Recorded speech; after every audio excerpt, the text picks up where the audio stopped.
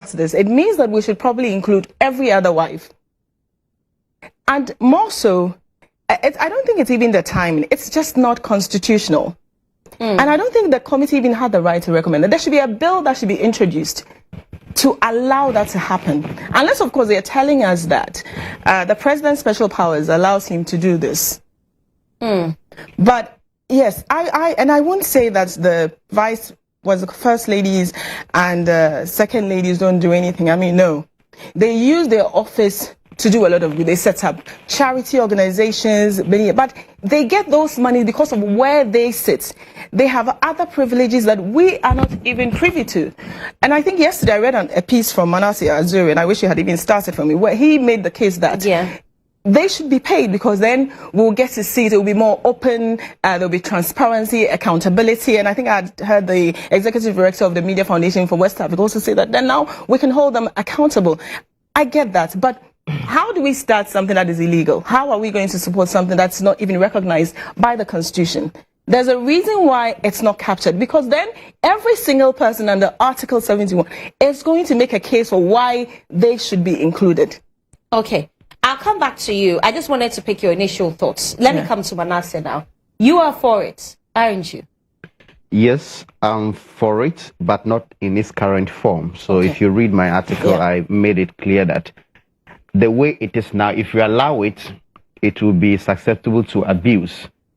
And so if we are going to include them, the laws should be made to accommodate them, and they should be treated as public officials so that they'll be required to declare their assets.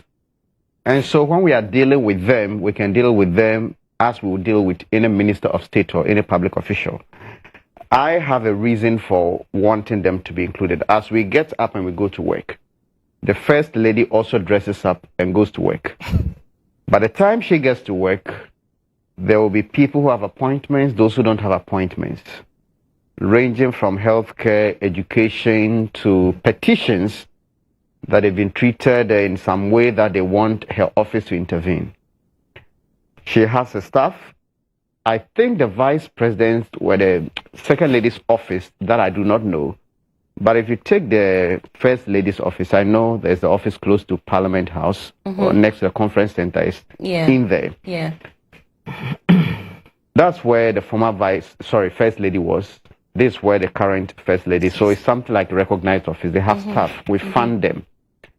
But you cannot actually hold them accountable because there's really no structures. We are not recognized. And when it comes to what their office is about, it's just like the office of the vice president, except that the Constitution makes provision for that. If you take the office of the vice president really does not have any role.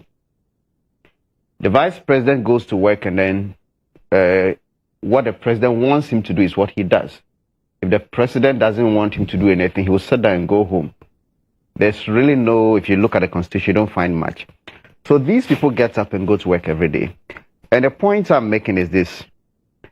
If my wife becomes the president tomorrow, and I become the first man, yes, then or the first gentleman, or whatever name they would call it, the work I'm doing, I will be constrained.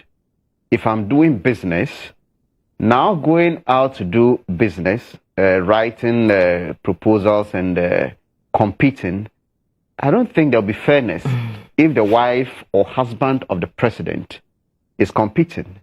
If I'm to do public contracts, it is going to be subject to a lot of conflict of interest situations.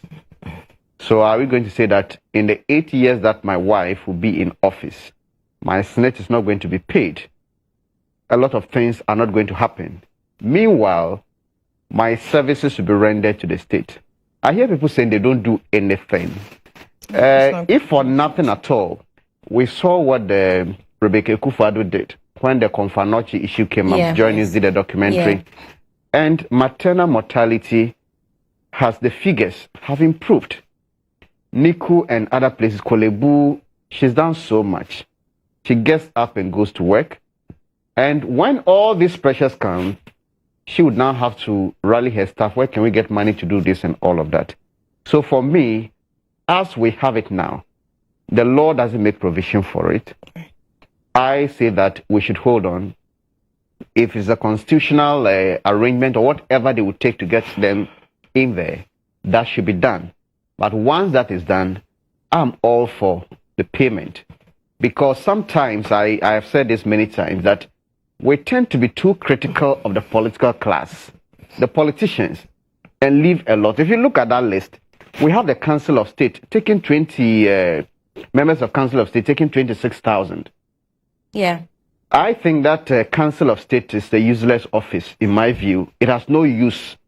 Because if we look at what the presidency does, and I've been here long enough to see some of the unconscionable decisions that the presidents have taken.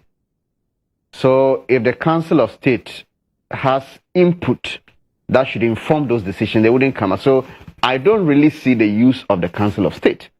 It's just there. And every month, and they even have vehicles. So if you are saying the MP, why should we even give an MP a vehicle? Some Council of State members are full-time workers somewhere. Then they still have Land Cruisers and others to go to work. So I feel that if you go through the list very critically, the National Media Commission, we know some people who go to work, let's say some people are MPs and others, and they take 15,000 cedis or whatever every single month. What exactly do they do to deserve that? So in this discussion, I am of the view that, look, in the current form, the Constitution doesn't allow it, and we cannot do something that is illegal. Right. So with that, I go with that. But if we have these women, and so far we've not had a male president, so they are women who get up every morning, they go to work, and there are requests and concerns from Gambaga to Elubo, and they are working hard to see how this can be addressed. And sometimes they are invited to chair programs and to give their support to certain healthcare and other causes.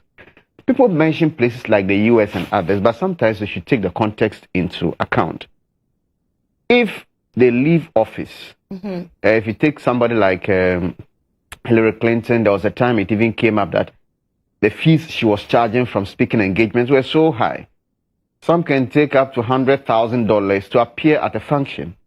Michelle Obama wrote a book, and I think her third and fourth generations would benefit from that book.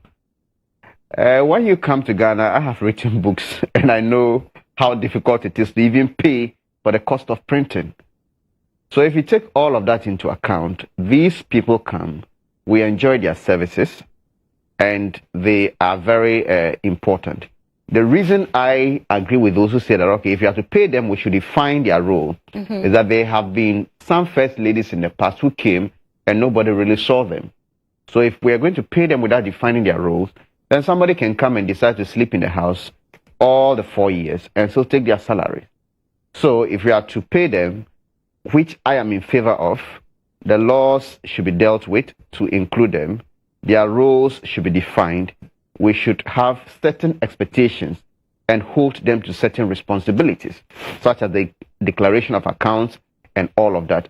But now you go to the First Lady's office, there are people working there, budgets are channeled through the office of the president, and at the end of the day, you can't really hold that office accountable because it is not recognized in law.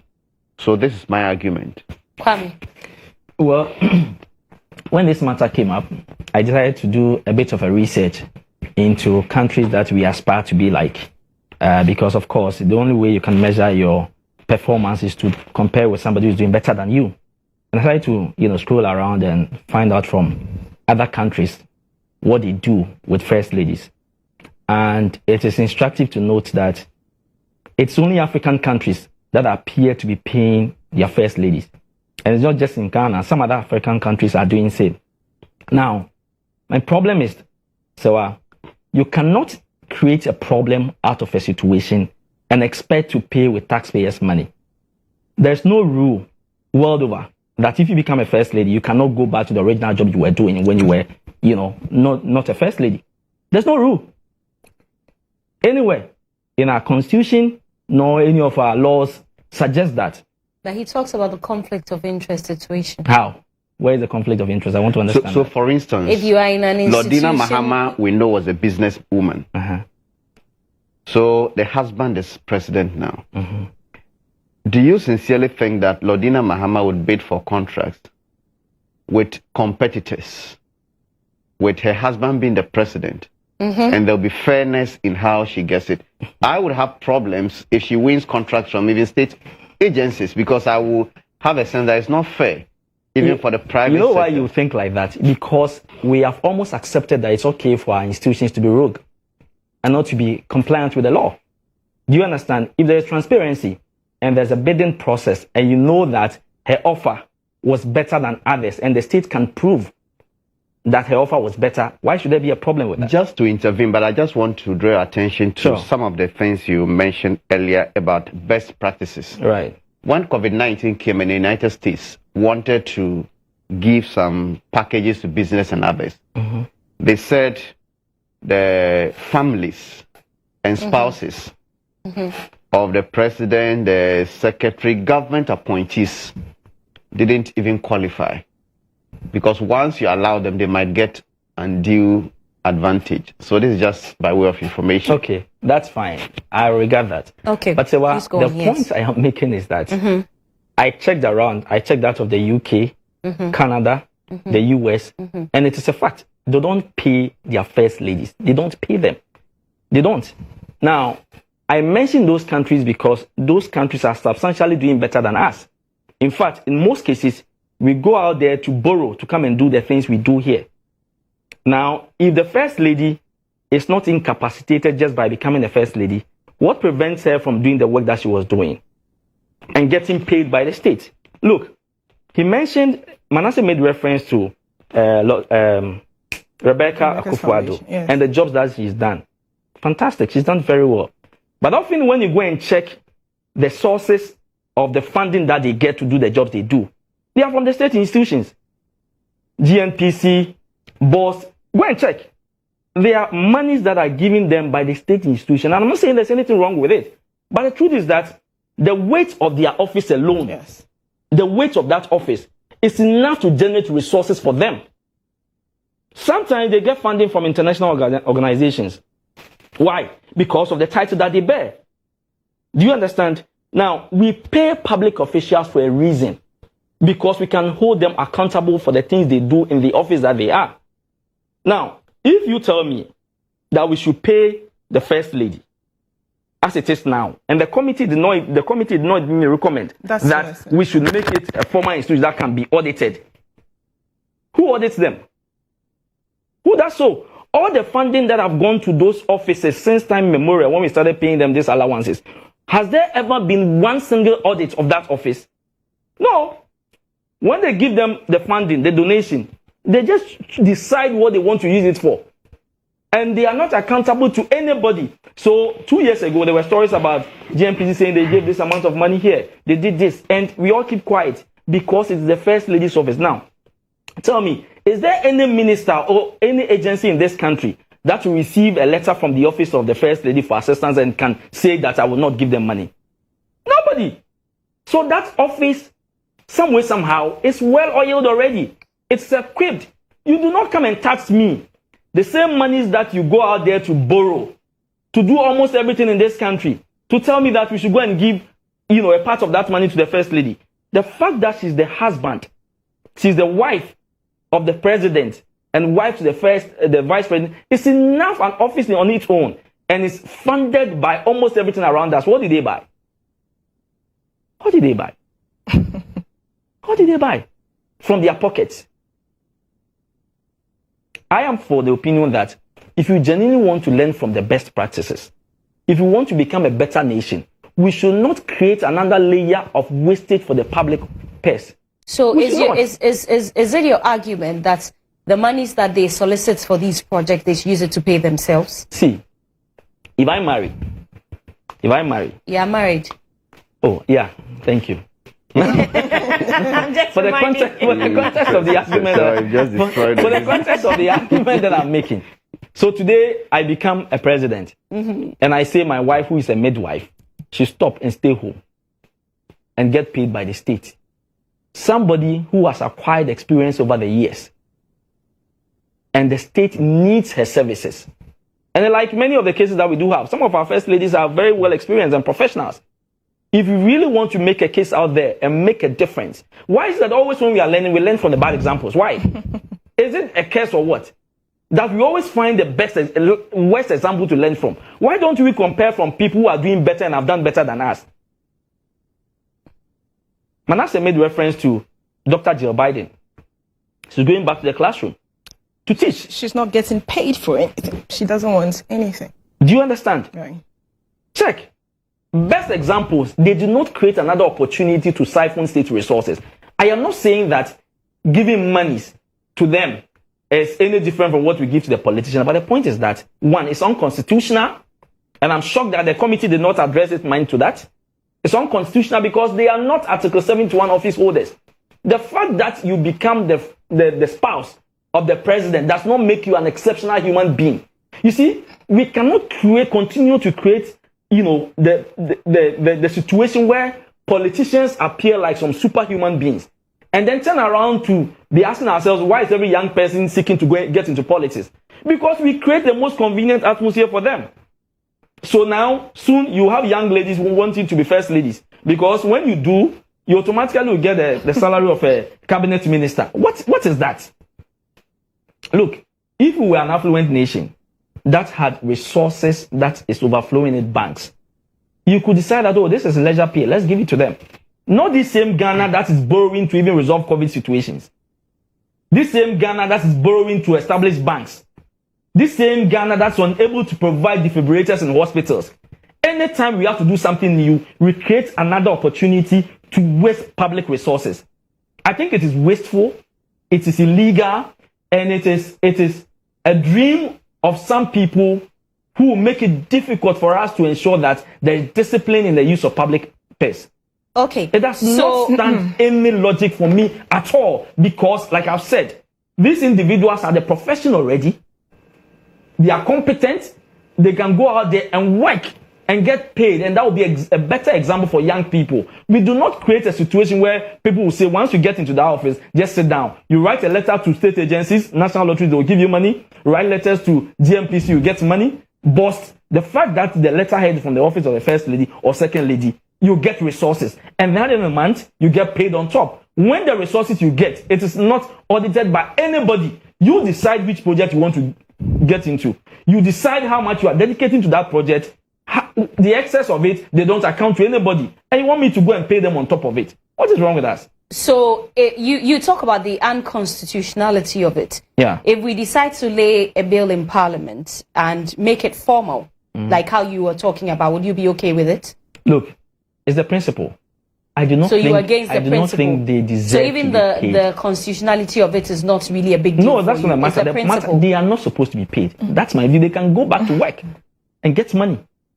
Manasseh gave the example of Lodina Mahama being a businesswoman. You see, when you are dealing with situations, you look at the bigger picture, not one incident. Now, if it has to be case specific, we cannot assume that all our first ladies are business people. We have to make it impossible for them to be able to do work and yet steal from the state.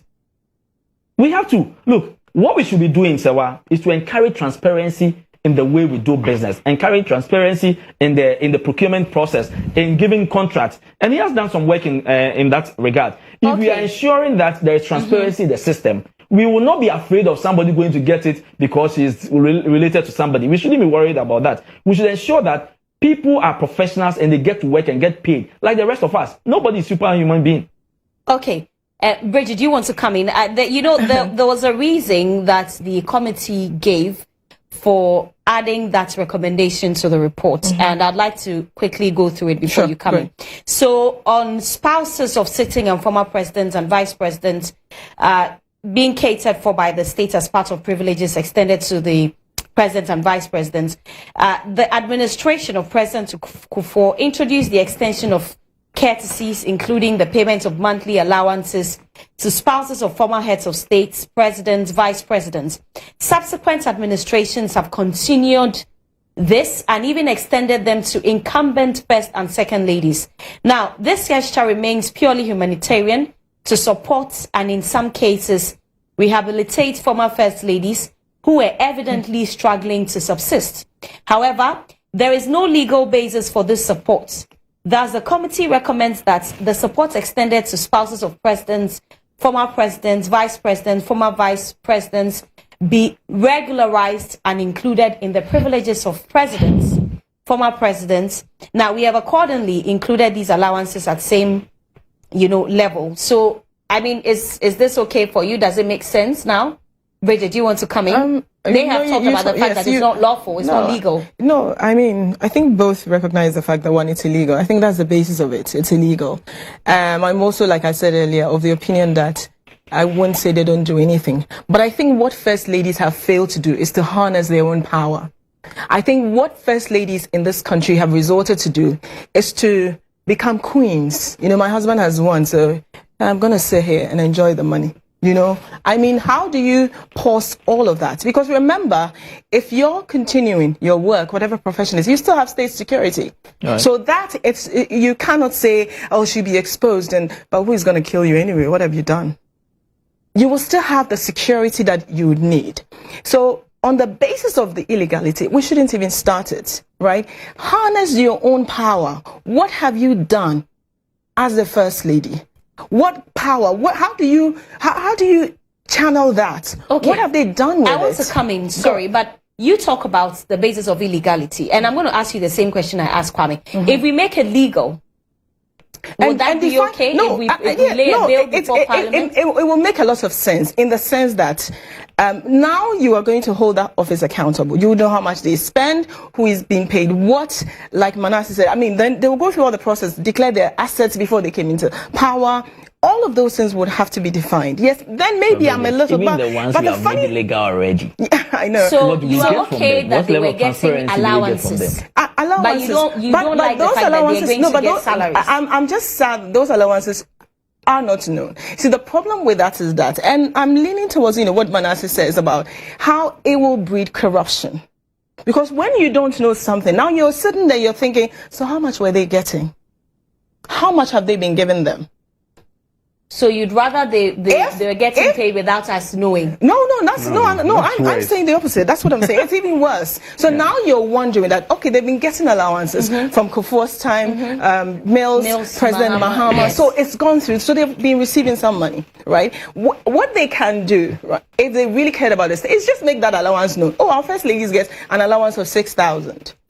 But on their own, I always say, because the name of the office of the first lady, that alone is enough power. It's enough to turn any organization. Rebecca Ekufuor did not get those monies because her name is Rebecca. No, it's because of the office. And the office of the president has its own budget, and they extend that to the office of the first lady. So I don't see how we would want to make special provision, because we're going to create more problems. That's why I'm saying that list, Article 71, public holders, it's so exhaustive. And is it just first wives? What about second wives? What about third wives? What about fourth wives? What about an MP? I have a wife. All of those things, are we ready for that? And of all the things that are going on in this country, we are thinking about all the things that we need to do with this constitution. That we have so much executive power, that we want to reduce executive power. The thing we're thinking about is giving money to first ladies. That's the only constitution that's the thing that worries us as a nation. Really, people are being killed. Nobody's taking account for it. Corruption has become like it's normal. Nobody no longer gets scared about stealing because they won't be held accountable. And the thing we're most worried about is the first lady's salary. Me, if I were first lady and I have integrity, you know what? I would decline it. If I were Samira Baumia or Rebecca Ekufuor, I would say no. One is unconstitutional. I am not going to take Ghanaians' money. They should show us that they have integrity. Because then they will be adding to the same corruption that we complain about. They should show us they have integrity and say, we are not going to take those salaries. Let their offices release a statement and say, we won't take those salaries. Unless it is legal, or we will just continue taking our allowance. But we want our allowance to be known. That we take 5,000 cedis. Because I was even shocked to learn that Media Commission, people are taking 15,000. Oh, that's not what, I mean, we have seen a lot of... And they do nothing to support journalists who are being brutalized. And you know, when you look at the list, I mean, you get a lot more details. So even the NCCE is there. The NCCE chair, the NCCE chair earns over 30,000. It's there. And the Shrine Commissioner earns about 31,000. Yeah. So maybe and like yes, Manasa said, so there's a lot of focus on the political appointees. But you see, but who approved those money? Is when we are hard on them, it is not because we are ignorant or oblivious of the rest, but who approves it? You see, they go through a certain process. If the legislature does not approve it, these people won't get to end what they end. So for the legislature, knowing that paying first ladies and second ladies is unconstitutional, and yet went ahead to approve it, it tells a lot about them. Now, Bridget, in the past, the story has been that from former President Kuo felt, former President Rawlings felt sympathetic towards those people, the previous first. Look, the nature of politics then is substantially different from the nature of politics today. But then it's the same constitution. I'm coming. Today, before people become candidates for their parties, we know of stories, people paying 20,000 cedis, 30,000 to delegate each through. That same person who was then in opposition is able to pay his way through to become the candidate or flag bearer of his party. Then he comes to office and suddenly I'm supposed to pay him and his wife. What are you telling me? Okay. Manasa, I'm going to let you have the last bite on this so we can move on and talk about the Ejura killings and the commission of inquiry. Well, when we were talking, they spoke about the fact that they make so much money and then nobody really knows how much goes into it and the projects they do. And it's one of the reasons I'm asking for regularization of that office. As we sit here, it is possible that every month they could be making 100,000 cedis. It is a possibility from what they get, what they decide to pay themselves. But because there's no way of accounting, we don't know. And we cannot allow people to use the office, the goodwill in our name, get so much resources, sometimes from state institutions, and just like the taxpayers' money. And then we have no means of accounting. They holding them accountable, nobody audits them. I worked in a media house that if you went on assignment and you took solo, you could be dismissed. You could be... there was a time they even suspended some people from taking solo at Uncle Bohai's play. And it came out. They sent a mail. There are certain media houses that also think that, well, we send you on assignment and I think every program that is organized, they give money. So why should we pay for your transportation again? So these are the two. One will pay and ensure that you are held strictly accountable. The other will assume that you are already making so much. So we are not going to pay. So as we sit here, if GMPC, if Cocoa Board, if the NC and others give money to the office of the First Lady, maybe 100,000 cedis, they decide to use 50,000 cedis for the projects and keep 50,000 cedis. I cannot go and then want, okay, so who audits this and that, because that office is not known. And so in my view, one of the reasons I think a lot is already going in there, and a lot is through the goodwill and also from state institutions, taxpayers' money. So if you regularize it, and then we are going to audit, it may end up even saving us more. And I don't think this is so much of a big deal because they're just two, the office of the First Lady, Second Lady. But why them? You see, you're going to pay them, right? Yes. But why them? That's the thing. Why not other cabinet ministers' wives? Why not other cabinet ministers' wives? Because their responsibilities are not the same. No. Do they fall under the Article 71? That is why I said in the very beginning that currently, as it stands, it is illegal and I'm not for it. But somebody spoke about going to do their own work. Security-wise, if your wife is a midwife, you become the president, she becomes the First Lady.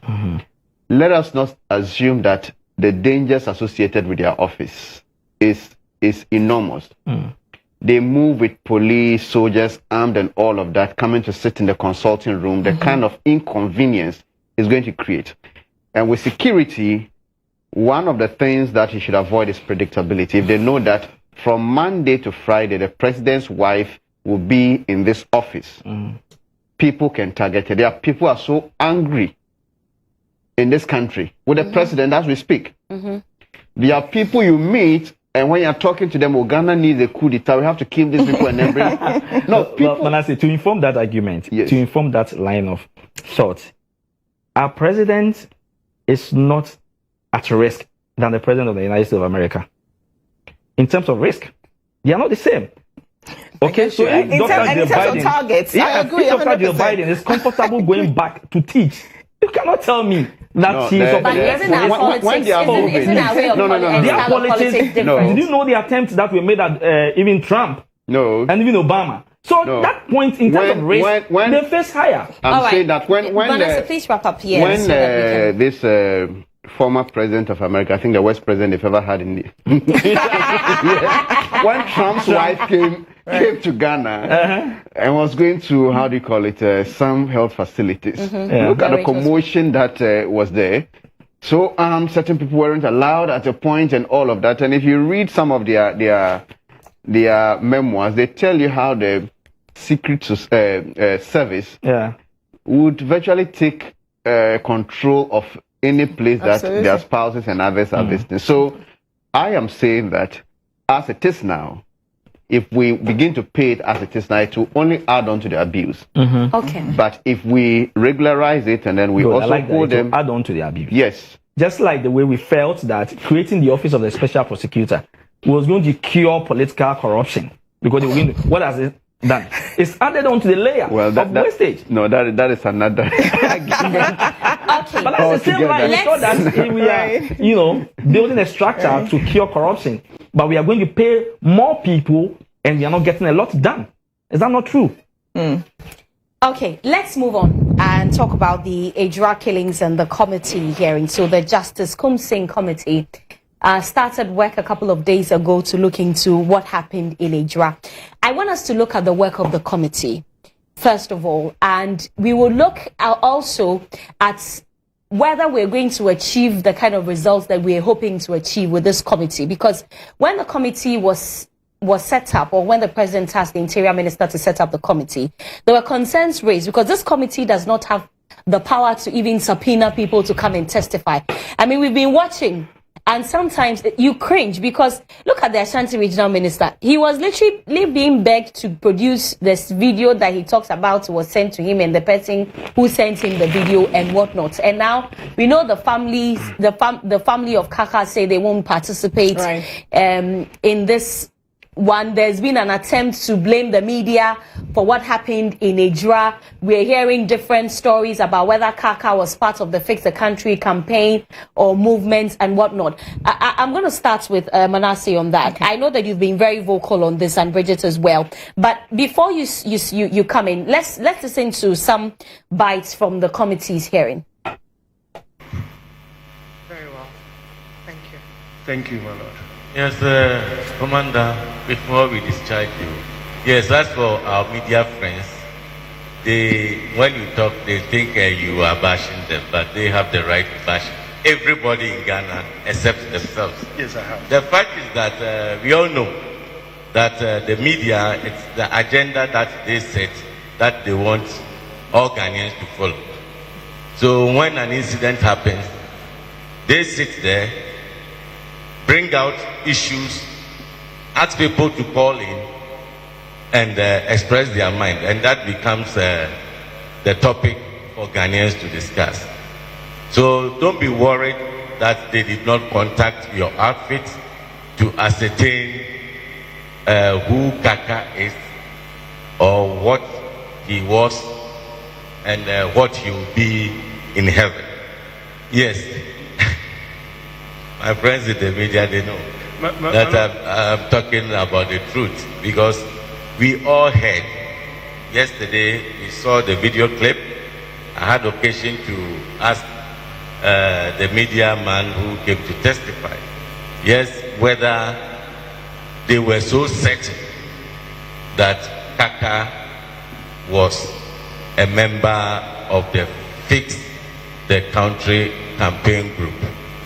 The answer he gave us, I understood it to mean that it is not certain. yes, he can be a social media person, but not every social media person is a member of Fix the Country campaign group.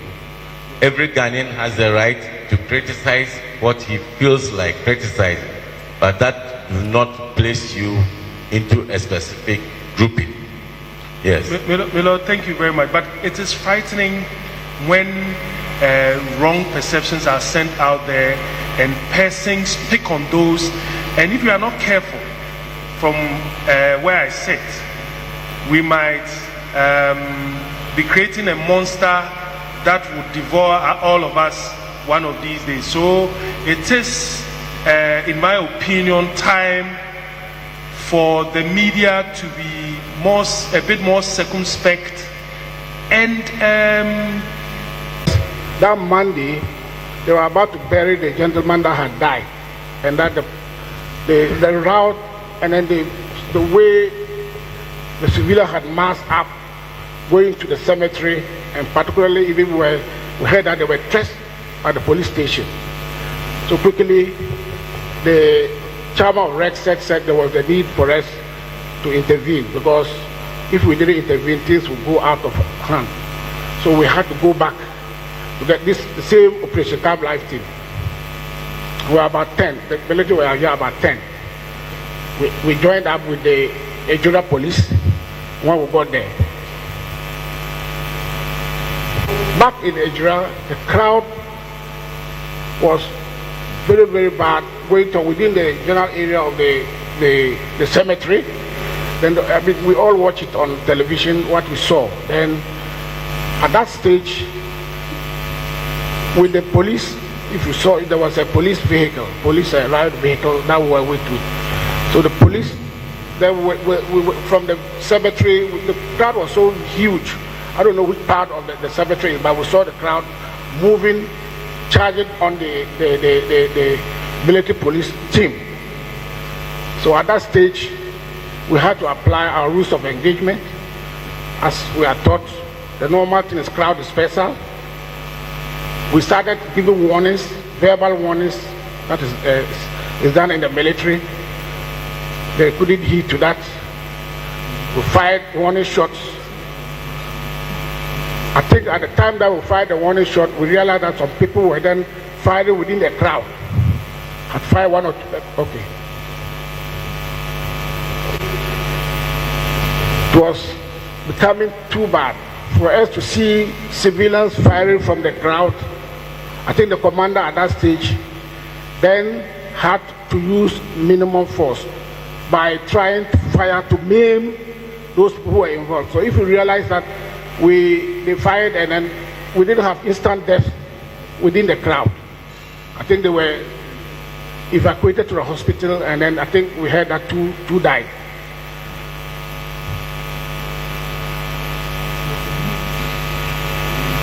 Of our fire, I think the crowd actually withdrew and everything came under our control. Might also see that from the video they saw some of your men kneeling down, and kneeling is aiming. How do you answer that? Sorry. You see, there is a procedure in dispersing crowd. The first is a verbal warning. The second is to cock your weapons to signal to the crowd that you are about to fire. The third is to fire warning shots.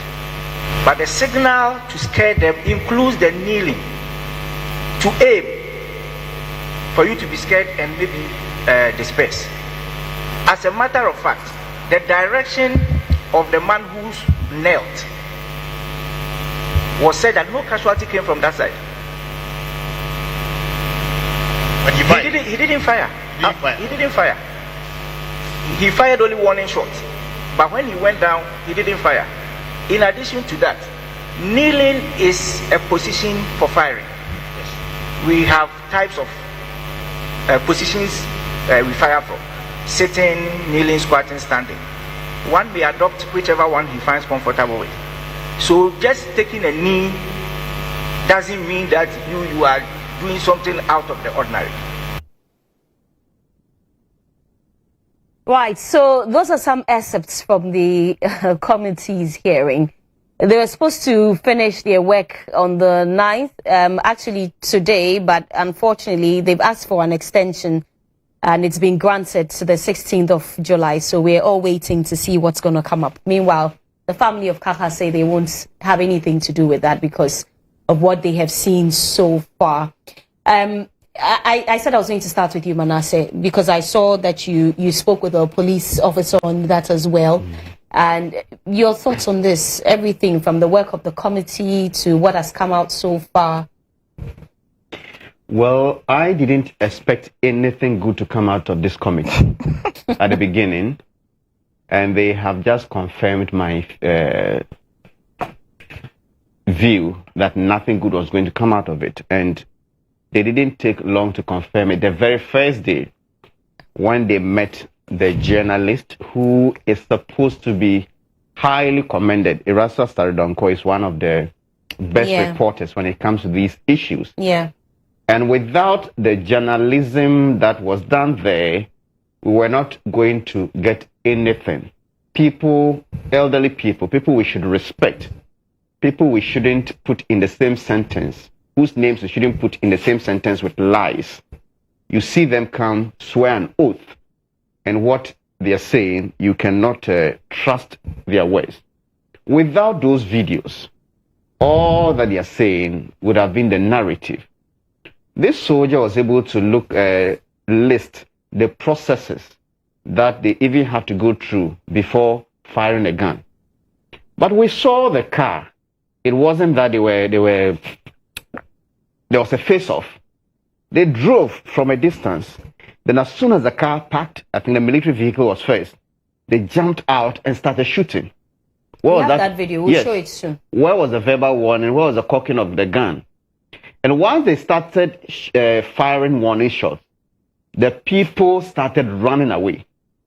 It wasn't that the people were still coming and also, I hear missiles. I don't know what missiles they're talking about. They started running away. And they were now following and still shooting. So without the journalist, we wouldn't have even gotten a better picture of what happened there. And this, the learned judge for me is very ignorant when it comes to the work of the media. And it's possible somebody may know the law, but knows next to nothing about journalism. Good. And for us, we shouldn't just assume that, okay, for journalism, everybody knows. You can criticize us. I don't have any problem with that. But when you are criticizing ignorantly, we should also let you know.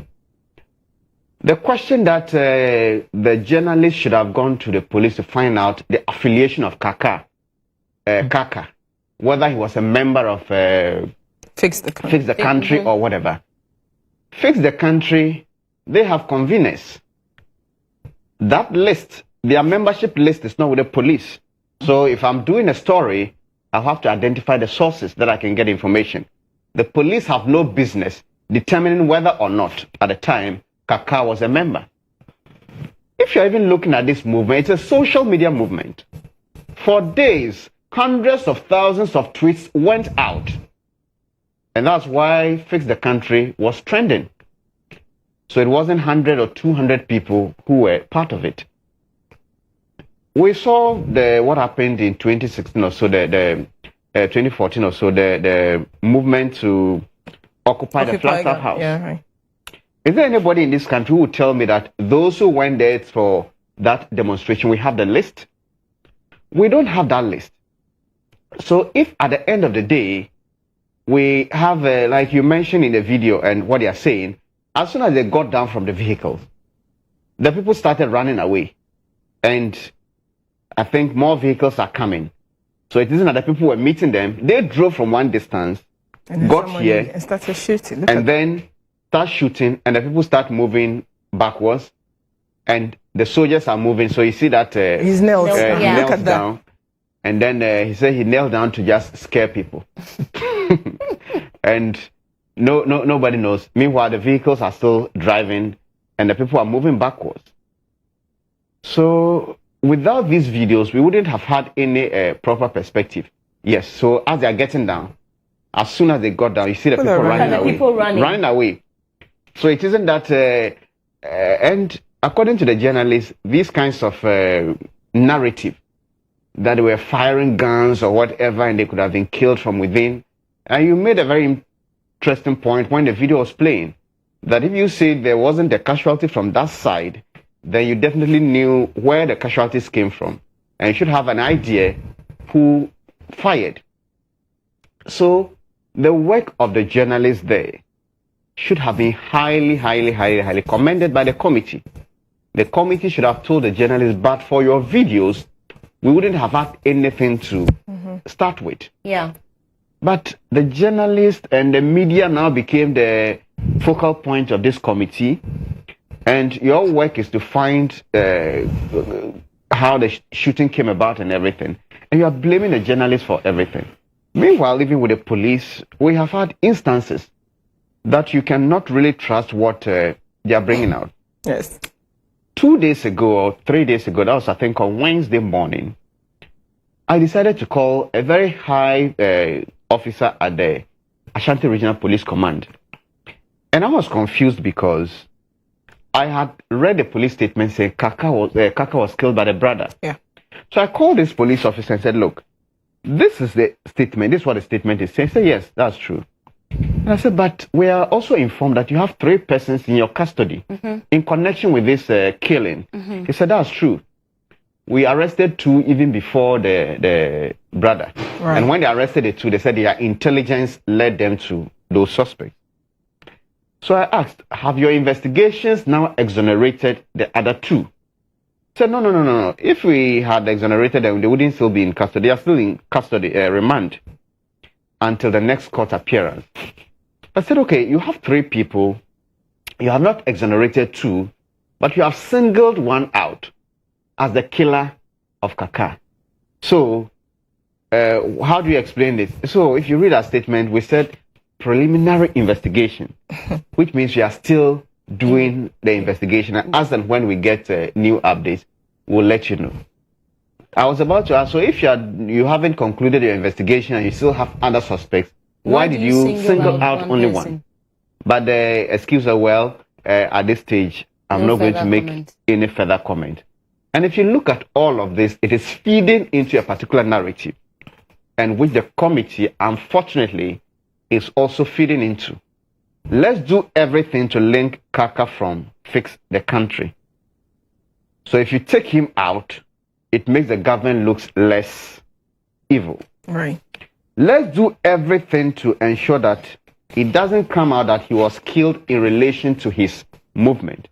But this guy had videos and audios of people meeting him, openly threatening him, that what you are doing, you are making the government unpopular. We know you are NDC. And he says, no. I am MPP just like you, but the things that are happening, I don't like it.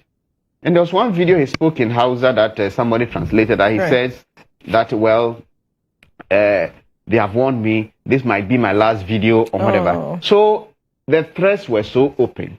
The question is, what did we do to stop it? And now that the guy is dead, we are doing everything to distance him from Fix the Country. And he himself has said in videos that he recorded that we are part of Fix the Country, not because we hate the government. I'm MPP, but I'm part of Fix the Country because certain things need to be fixed. And you, the president, that's why we say Fix the Country. Okay. The threats are there and everything else. The fear I am having now is in the desperate attempt to delink him from Fix the Country, to make sure that the narrative that he died as a result of his activism doesn't even pop up.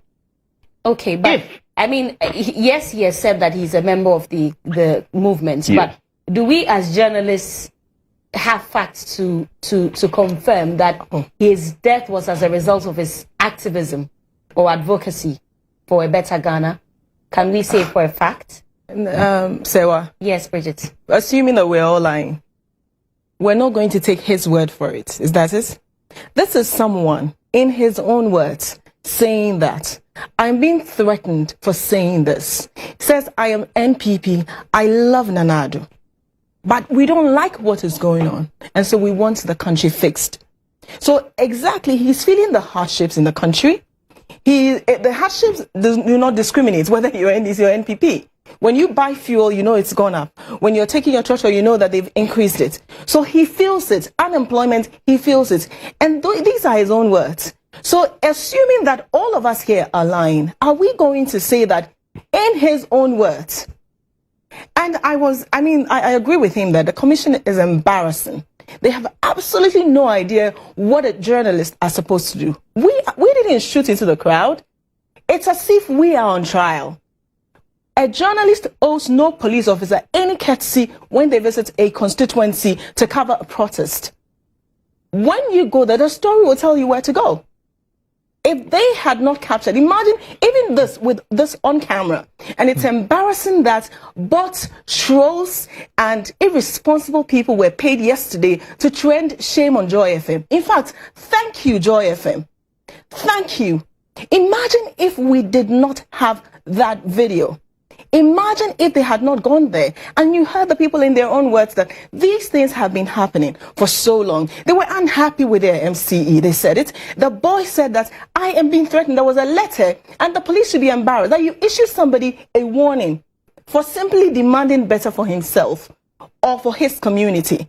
And I'm glad that the family has seen through the charade that is going on, the facade that is going on at the commission, and say they would not. And I like this part where I just want to read a paragraph of their state. It says, our concern that the committee's attempt to portray the media's highlights of Kaka's affiliation to the Fix the Country call to action as somehow rash and misguided do not tally with well-documented and easily accessible evidence of Kaka's own self-description of his online activism. And the family recognizes that. And they've seen that they're putting the blame on the media.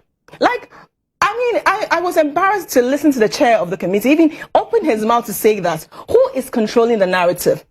If the police institution can actually write a statement to direct the narrative to make people think that Kaka was killed by his own brother, and a lot of people have fallen for that. And you go on social media, oh, his brother killed him because the police said so.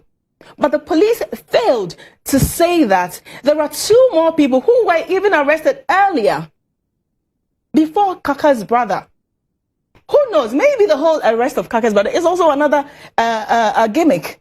They're using it because it helps the narrative. It makes the government look less unpopular, whatever that is. But it is wrong. This is supposed to be about fact-finding. Instead, it's about giving speeches, morality lessons as to what media should do, media shouldn't do. Really, we're wasting, this is a whole wastage. I'm wondering how much they're being paid, but this is just total waste of public funds. They shouldn't be there in the first place. I think then they should have left it at Ejura and have them investigate. Because you cannot sit there as a commander and tell me that a military officer went on his knee to scare people. If you are a soldier and you cannot stand on your 2 feet to disperse the crowd, you don't deserve to be in that uniform. Because he aimed to shoot and kill and succeeded. And he did that because he knew he would walk away. Nobody will hold him responsible. And you see their bosses defending them. If you want to disperse a crowd, even without being in uniform, I know when you come in, you can even use water to disperse a crowd. Rubber bullets should even be the last resort. You have a baton. Why go for kill? Why are you so in a hurry to spill blood? Because they know they can get away with it. 3 people have died as a result of that. They claim that they were shot at. No, and that's, but the video doesn't support that. Or the video too, is it fiction? And this is not the first time, Bridget, if I should just come in. No, of course. When you look at what happened in Techiman South, people also took videos behind the military. Yeah. The crowd, when they started shooting, the crowd started dispersing. But they didn't, a lot of them didn't into shoot. The air. So we saw them shoot and people fell and died. So I want to, so now nobody so has Manasseh, I want to know, and now I want to ask them, maim what? Maim his heart. When you say you want to, you nail to maim what, his heart? Because the doctor you shot through his chest at the committee and said that some were shot from the back. Yes. And you know, that's why I asked you about the work of the committee, because, you know, he was asked about the distance as well when the doctor appeared. And he said that it wasn't close distance. Yeah. And I asked you about the work of the committee because when the commander said that the protesters were shooting at them or firing at them, I mean, it's strange because they were asked, well, I don't know if they were asked, but did they see any bullets? Shells, I think, shell cases. Yes, and where the military men were, no injuries were recorded. For people who claim that they were being shot at, absolutely nothing at all.